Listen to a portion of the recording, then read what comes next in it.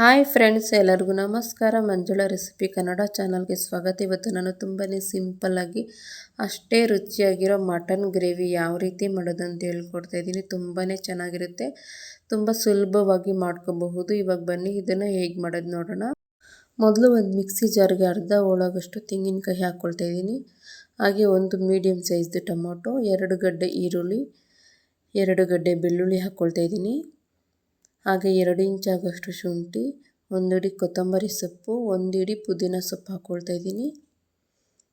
ಇದಕ್ಕೆ ಸ್ವಲ್ಪ ನೀರು ಸೇರಿಸ್ಕೊಂಡು ಆದಷ್ಟು ಸ್ಮೂತಾಗಿ ರುಬ್ಕೋಬೇಕು. ಇದು ರುಬ್ಕೊಂಡಿದ್ದಾದಮೇಲೆ ಒಂದು ಕುಕ್ಕರ್ಗೆ ಇಲ್ಲಿ ನಾನು 1 kg ಅಷ್ಟು ಮಟನ್ ಒಂದು 2-3 ಸತಿ ವಾಶ್ ಮಾಡಿಕೊಂಡು ಹಾಕ್ಕೊಳ್ತಾ ಇದ್ದೀನಿ. 1 ಸ್ಪೂನ್ ಆಗೋಷ್ಟು ಗರಂ ಮಸಾಲ, ಅರ್ಧ ಸ್ಪೂನ್ ಆಗೋಷ್ಟು ಅರಿಶಿನದ ಪುಡಿ, ರುಚಿಗೆ ಎಷ್ಟು ಬೇಕಷ್ಟು ಉಪ್ಪು ಹಾಕ್ಕೊಳ್ತಾ ಇದ್ದೀನಿ. ಇವಾಗ ಇದಕ್ಕೆ ನಾನು ಚಿಕ್ಕ ಲೋಟ ಆಗೋಷ್ಟು ನೀರು ಹಾಕ್ಕೊಳ್ತಾ ಇದ್ದೀನಿ. ಮಟನಲ್ಲೇ ನೀರು ಬಿಟ್ಕೊಳ್ಳುತ್ತೆ, ಹಾಗಾಗಿ ಸ್ವಲ್ಪ ನೀರು ಹಾಕ್ಕೊಂಡಿದ್ದೀನಿ. ಇದನ್ನು ಕ್ಲೀನಾಗಿ ಒಂದು 2-3 ಸತಿ ಮಿಕ್ಸ್ ಮಾಡಿಕೊಂಡು ಕುಕ್ಕರ್ ಮುಚ್ಚಳ ಮುಚ್ಚಿ ನಾನು ಇದನ್ನು ಒಂದು 3 ವಿಸಿಲ್ ಕೂಗಿಸ್ಕೊತೀನಿ. 3 ವಿಸಿಲ್ಗೆಲ್ಲ ಚೆನ್ನಾಗಿ ಸಾಫ್ಟಾಗಿ ಬೆಂದಿರುತ್ತೆ. ಇವಾಗ ನೀವು ಇಲ್ಲಿ ನೋಡ್ಬೋದು, ನಾನು 3 ವಿಸಿಲ್ ಆದಮೇಲೆ ಓಪನ್ ಮಾಡಿ ನೋಡ್ತಾ ಇದ್ದೀನಿ. ಮಟನ್ ಎಲ್ಲ ಚೆನ್ನಾಗಿ ಬೆಂದಿದೆ. ಇನ್ನೂ ನಮ್ಮ ಚಾನಲ್ಗೆ ಸಬ್ಸ್ಕ್ರೈಬ್ ಆಗಿಲ್ಲ ಅಂದರೆ ಪ್ಲೀಸ್ ಒಂದು ಸಬ್ಸ್ಕ್ರೈಬ್ ಮಾಡಿ ಸಪೋರ್ಟ್ ಮಾಡಿ. ಇವಾಗ ನೀವು ಇಲ್ಲಿ ನೋಡ್ಬೋದು, ಮಟನ್ ಎಲ್ಲ ಸಾಫ್ಟಾಗಿ ಚೆನ್ನಾಗಿ ಬೆಂದಿದೆ.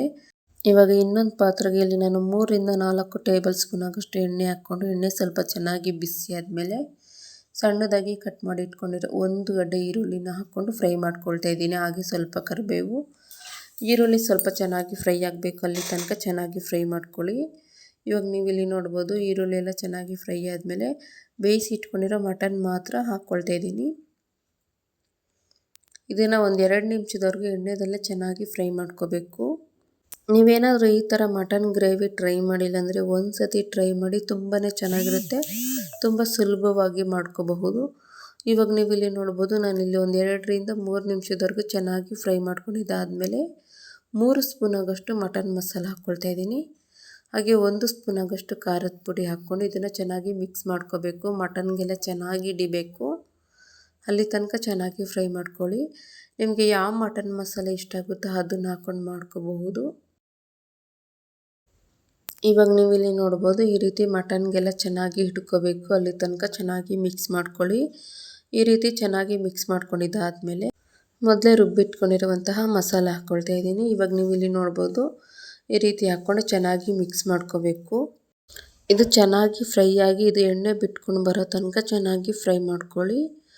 ಇವಾಗ ನೀವು ಇಲ್ಲಿ ನೋಡ್ಬೋದು, ಇದೆಲ್ಲ ಚೆನ್ನಾಗಿ ಫ್ರೈ ಆಗಿ ಕಲರ್ ಎಲ್ಲ ಚೇಂಜ್ ಆಗಿದೆ, ಹಾಗೆ ಎಣ್ಣೆ ಎಲ್ಲ ಬಿಟ್ಕೊಂಡಿದೆ.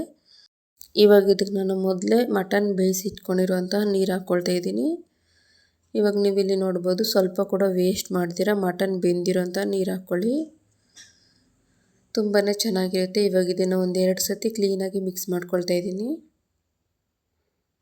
ಈ ಟೈಮಲ್ಲಿ ಉಪ್ಪು ಏನಾದರೂ ಕಮ್ಮಿ ಇದ್ದರೆ ಉಪ್ಪು ಸೇರಿಸ್ಕೊಳ್ಳಿ. ನಮಗೆ ಸ್ವಲ್ಪ ಕಮ್ಮಿ ಅನ್ನಿಸ್ತು, ಹಾಗಾಗಿ ಸ್ವಲ್ಪ ಉಪ್ಪು ಸೇರಿಸ್ಕೊಳ್ಳಿ. ಮೊದಲೇ ಉಪ್ಪು ಹಾಕಿ ಮಟನ್ ಬೇಯಿಸ್ಕೊಂಡಿರ್ತೀವಿ, ಹಾಗಾಗಿ ನೋಡಿಕೊಂಡು ಸ್ವಲ್ಪ ರುಚಿಗೆ ಎಷ್ಟು ಬೇಕಷ್ಟು ಹಾಕ್ಕೊಳ್ಳಿ. ಈ ರೀತಿ ಚೆನ್ನಾಗಿ ಮಿಕ್ಸ್ ಮಾಡ್ಕೊಂಡಿದ್ದಾದಮೇಲೆ ಪ್ಲೇಟ್ ಮುಚ್ಚಿ ಲೋ ಫ್ಲೇಮಲ್ಲೇ ಒಂದು 10 ನಿಮಿಷದವರೆಗೂ ಚೆನ್ನಾಗಿ ಬೇಯಿಸ್ಕೊಳ್ತೀನಿ. ಇವಾಗ ನೀವು ಇಲ್ಲಿ ನೋಡ್ಬೋದು, ನಾನು ಒಂದು 10 ನಿಮಿಷ ಆದಮೇಲೆ ಪ್ಲೇಟ್ ಓಪನ್ ಮಾಡ್ತಾ ಇದ್ದೀನಿ. ತುಂಬಾ ಚೆನ್ನಾಗಾಗಿದೆ, ಸೈಡಲ್ಲೆಲ್ಲ ಎಣ್ಣೆ ಬಿಟ್ಕೊಂಡು ಮಟನ್ ಗ್ರೇವಿ ಸೂಪರಾಗಿ ರೆಡಿಯಾಗಿದೆ. ಇದಕ್ಕೆ ಲಾಸ್ಟಲ್ಲಿ ಸಣ್ಣದಾಗಿ ಕಟ್ ಮಾಡಿ ಇಟ್ಕೊಂಡಿರೋ ಕೊತ್ತಂಬರಿ ಸೊಪ್ಪು ಹಾಕ್ಕೊಂಡು ಒಂದು 2 ಸತಿ ಮಿಕ್ಸ್ ಮಾಡ್ಕೊಳ್ತಾ ಇದ್ದೀನಿ. ಇಷ್ಟೇ, ತುಂಬ ಸಿಂಪಲ್ಲಾಗಿ ಮಾಡ್ಕೋಬಹುದು ಮಟನ್ ಗ್ರೇವಿ. ನೀವೇನಾದರೂ ಈ ರೀತಿ ಒಂದು ಸತಿ ಟ್ರೈ ಮಾಡಿಲ್ಲ ಅಂದರೆ ಈ ವಿಧಾನದಲ್ಲಿ ಒಂದು ಸತಿ ಟ್ರೈ ಮಾಡಿ, ತುಂಬಾ ಚೆನ್ನಾಗಿರುತ್ತೆ, ಎಲ್ಲರಿಗೂ ಇಷ್ಟ ಆಗುತ್ತೆ. ಈ ವಿಡಿಯೋ ಏನಾದರೂ ನಿಮ್ಗೆ ಇಷ್ಟ ಆಗಿದ್ದರೆ ಪ್ಲೀಸ್ ಒಂದು ಲೈಕ್ ಮಾಡಿ, ನಿಮ್ಮ ಫ್ರೆಂಡ್ಸ್ ಆ್ಯಂಡ್ ಫ್ಯಾಮಿಲಿ ಜೊತೆ ಈ ವಿಡಿಯೋ ಶೇರ್ ಮಾಡಿ. ಇನ್ನೂ ನಮ್ಮ ಚಾನಲ್ಗೆ ಸಬ್ಸ್ಕ್ರೈಬ್ ಆಗಿಲ್ಲ ಅಂದರೆ ಪ್ಲೀಸ್ ಮರಿದಿರೋ ಒಂದು ಸಬ್ಸ್ಕ್ರೈಬ್ ಆಗಿ ಸಪೋರ್ಟ್ ಮಾಡಿ. ನಿಮ್ಮ ಅನಿಸಿಕೆ ಅಭಿಪ್ರಾಯ ಕೂಡ ಕಮೆಂಟ್ ಮಾಡಿ. ಧನ್ಯವಾದಗಳು. Thank you for watching.